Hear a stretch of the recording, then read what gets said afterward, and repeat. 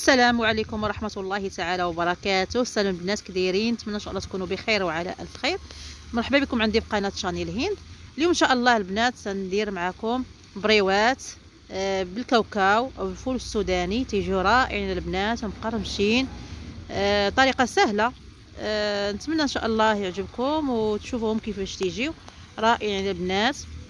تيجيو لذاذ مقرمشين من برا ومن الداخل تيجيو فتيين ومعلكين كما تشوفوا معايا تيشهيو. المهم البنات خليكم مع الفيديو الى الاخير.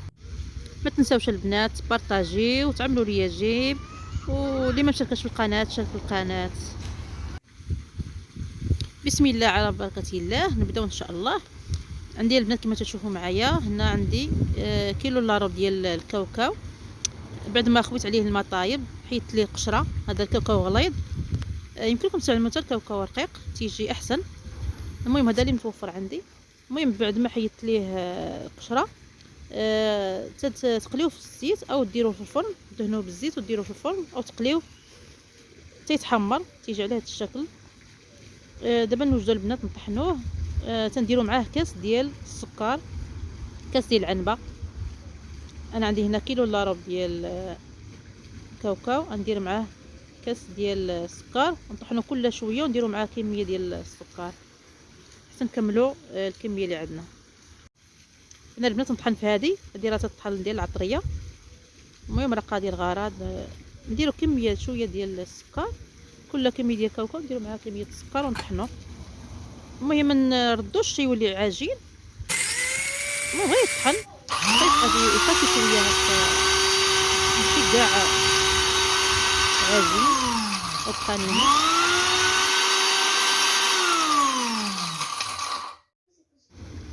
انا البنات نكمل الكميه المتبقيه ونتلاقاو بعد ما نكمل ان شاء الله. يا ليلى وصلت على نبي، يا ليلى وصلت على نبي، نور الله وانت ماشي. يا ليلى وصلت على نبي ولا تلهي السلام. يا ليلى وصلت على نبي باش تحيي القلب الرشيد. يا ليلى وصلت على نبي وبذكري الجلالات. يا ليلى وصلت على نبي نموت وانا انساك. يا ليلى وصلت على نبي على دار السبيل. هنا البنات بعد ما كملت كما تشوفوا تنحصلوا على هذا الشكل. ما يكون ما نطحنوش بزاف كما قلت لكم تيولي عجين هكا تيبقى شويه حرش شويه. المهم دابا نضيفوا هنا عندي معلقه كبيره ديال القرفه مطحونه. هنا مسكه شويه المسكه الحره طحنتها مع شويه السكر للتنسيم.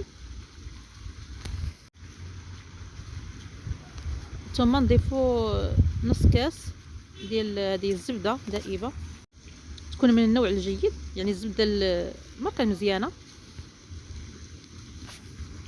ما ديروش البنات المارغالين، ضروري من الزبده العاديه. هنا عندي 2 معالق كبار ديال الكوفيتير. تيخليوه هما اللي تعطيو واحد التعليكه لهاد العقده ديالنا ديال الكاوكاو. صافي البنات نبقاو نخلطوا مع اضافه المزهر ونضيفوا بشويه بشويه تنحصلوا على العجين متماسك اللي تيتشكلنا بسهوله. تقريبا غنبقى نضيف هنايا نخلط تندمج العناصر كامله. هنا البنات تقريبا درت واحد 3 معالق كبار ديال المزهر.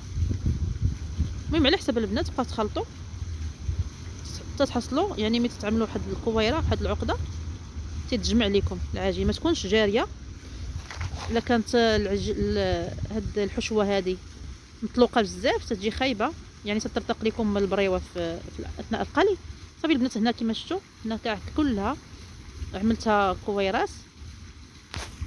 دابا البنات ندوزو الورقه اللي غنستعملوا ان شاء الله. انا تنستعمل هذه كنت شاركتها معكم. هذه البنات تجي رائعه خصوصا للقلي ديال البريوات، تتجي رائعه البنات. هذه راه تتباع كاع عند هنا في ايطاليا المحلات ديال اسيويه، كذلك عند بنغلاديش او باكستان. انا خديتها من باكستاني. المهم البنات هذه تتكون كونجيلي، تخرجوها قبل ما تبغيو تصايبوها، تخرجوها باش لا تطلق. انا راه خرجتها قبل. المهم تنحاولوا نفكوها، نوريكم الطريقه اللي الصحيحه باش تصدق معكم. تنحاولوا نفكوها يعني وحده وحده.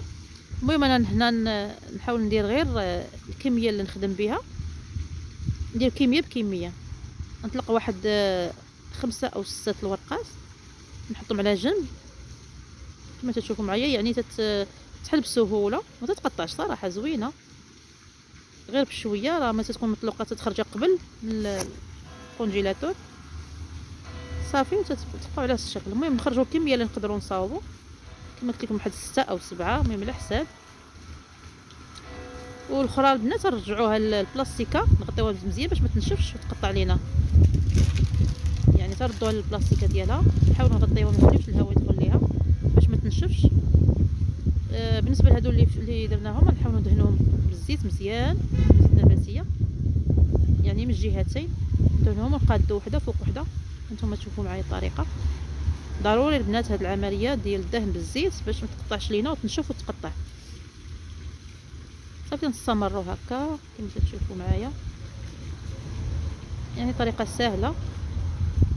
هاد الورقه البنات رائعه في البريوات، يعني تجي زوينه خصوصا اللي قليتوهم في الفرن. شويه البنات ما تجي زوينه، مثلا بالنسبه للمملحات شويه من تديرها في الفرن تجي شويه تطرخه، تبقاش فيها قرمشه. ولكن في تتقليو فيها البريوات تتجي مقرمشه زوينه. المهم تنحاولوا نقادوهم وحده فوق وحده، يكونوا مقادين البنات مع الدهن، خصوصا من الجوانب. البنات ركزوا على الجوانب، حيت الجوانب تتنشف من الجوانب تبدا تقطع معانا.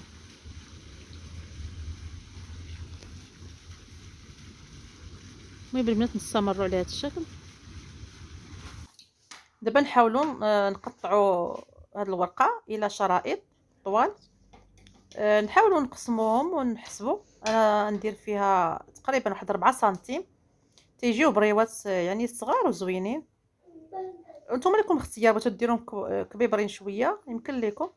المهم تديروا الحجم اللي بغيتو. المهم انا البريوات اللي ندير يكونوا صغار ان شاء الله.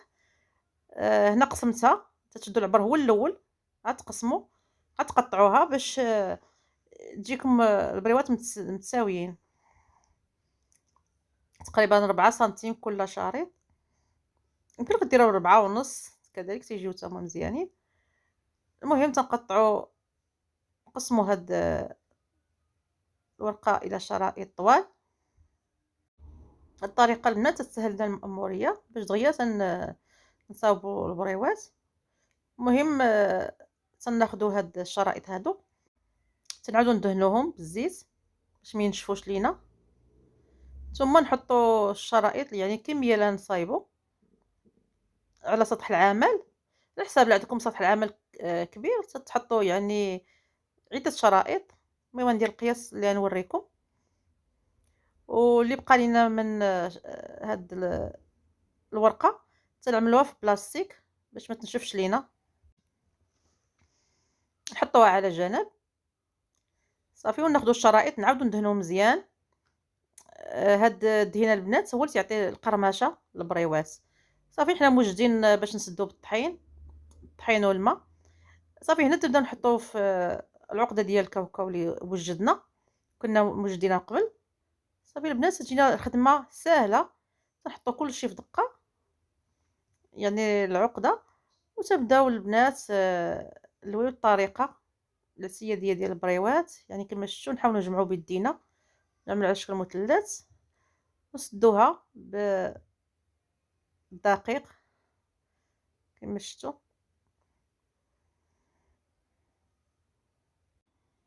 هانتوما البنات كيفاش يجي الشكل ديالها. نعاود معكم واحده اخرى كما شفتوا تنحطوا عقده الكاوكاو صافي، وتنحاولوا ندوروا نتحكموا بيدينا خصوصا في القنات باش ما تخرج ليناش الحشوه. وندوروها بشويه يعني من اليمين لليسار. صافي كان الزوائد نحاولوا نقادو بالمقص، نقطعوا داك الزوائد ديال ونبقاو صافي نسدو بالعجين، يعني الدقيق صافي، ونستمروا على الطريقه. نعاود معكم واحده اخرى. المهم كما شفتوا تنحاولوا نتحكموا حتى بيدينا ونقادو حتى الفورمه ديال باش تجينا شكل مثلث، وندورو من اليمين لليسار على هذا الشكل هذا. وتحاولوا ما تزيروهاش باش ما تطقش لكم اثناء القلي. صافي البنات نستمروا على الطريقه، يعني طريقه سهله بالنسبه للبنات المبتدئات اللي ما عمرها ما دارت بريوات، يمكنها ديرها، يعني ما تخافش منها، سهله سهله مهله. المهم البنات كيما شفتوا تتعاونوا بيديكم شويه، تتقادوا وتدوروا من اليمين لليسار وتجمعوا وتحاولوا تشوفوا القناه باش ما تخرج لكمش الحشوه. هادو هما تقريبا النصائح اللي بغيت نعطي لكم بالنسبه للبنات المبتدئات اللي بغاو يصايبوا بريوات. المهم نستمروا على نفس الطريقه، نديروا الشرائط ندهنوهم، نحطوا الحشوه كما شفتوا، ونحاولوا نجمعوا بيدينا وندوروا من اليمين الى اليسار. تنحاول البنات نوريكم صافي، ونسدوها بالدقيق مع الماء، نكونوا ديجا وجدناه. صافي البنات، ولا كان شي زوائد نقطعوهم بالمقص. كذلك هاد البريوات نخليوهم حتى ينشفوا البنات، عاد نقليوهم باش ما يتحلوش لينا من نقليوهم. حتى هذه مهمه، تخليوهم البنات ينشفوا، تينشف داك الدقيق اللي درنا، وباش يتسدوا مزيان ما يتحلوش لينا في اثناء القلي. نستمروا نفس الطريقه البنات كما تشوفوا معايا. المهم راه دغيا تتوجدوا كميه لا باس بها. ملي تكونوا عندكم سطح عمل كبير تحطوا الشرائط بزاف، دقه واحده صافي تبدا تحطوا في الحشوه. يا ليلى وصلت على نبي، يا ليلى وصلت على نبي، نور الله وانت ماشي. يا ليلى وصلت على نبي، ولا تلهي السلام. يا ليلى وصلت على نبي، باش تحيي القلب الرشيد. يا ليلى وصلت على نبي، وبذكري الجلالات. يا ليلى وصلت على نبي، نموت وننسى. يا ليلى وصلت على نبي، يا على دار السليم. يا ليلى وصلت على نبي، قالوا لي في الشوارع. يا ليلى وصلت على نبي، ومولاي علي الرشاد. يا ليلى وصلت على نبي،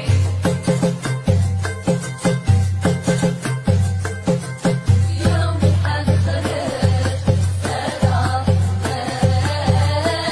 نادي. يوم الحد خرج بالسلام نادي، واللي يلقاني يساويني بالنية. واللي يلقاني يساويني بالنية.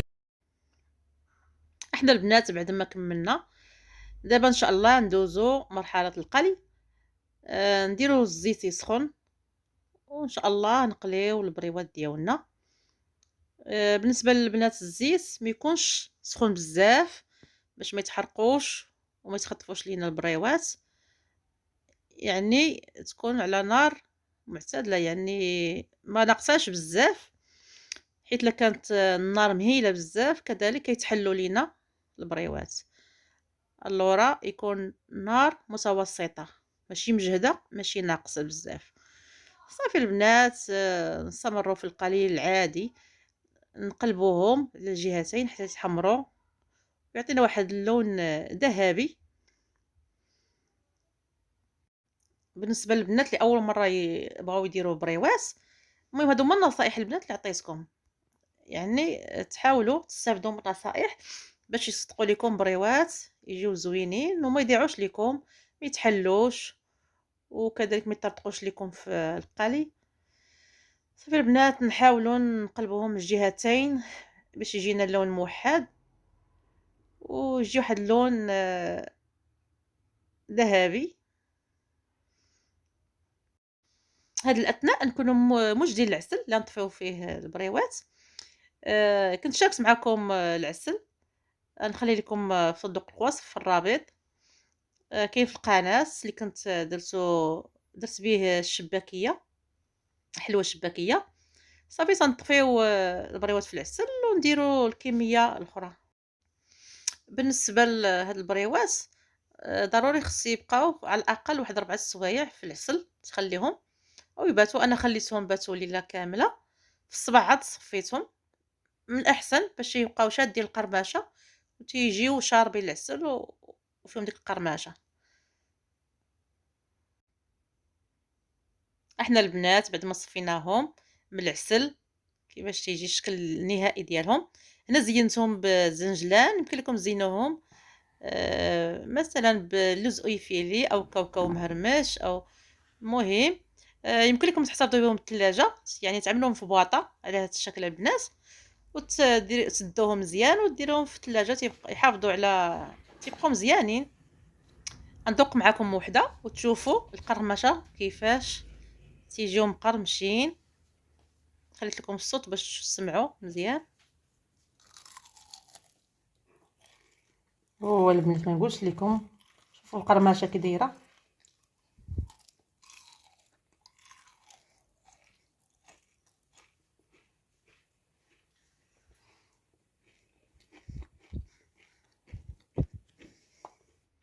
البنات ما نقولش لكم وشحال بنان، يعني لذاذين صراحه. انا من عشاق الكاوكاو. شكون البنات اللي بحالي تاهي من عشاق الكاوكاو، يعني تنفضلوا على اللوز. والله لا نفضل على بريوات ديال اللوز. البنات اللي بحالي من عشاق الكاوكاو يخليو ليا في كومونتيرات، وما تنساو تبارطاجيو وتخليو ليا جيم وتشاركوا في القناه اللي ما مشاركاش في القناه. الى عجبكم الفيديو شوفوا البنات التعليكه كي تيجيو من الداخل تيجيو بنان ولذاذ ومعلكين صراحه. طب زوينين البنات، غير جربوا من البنات اللي ما عمرها ما دارت بريوات نوض ديرهم. وان شاء الله نتمنى يعجبكم الفيديو. الى اللقاء في فيديو قادم ان شاء الله.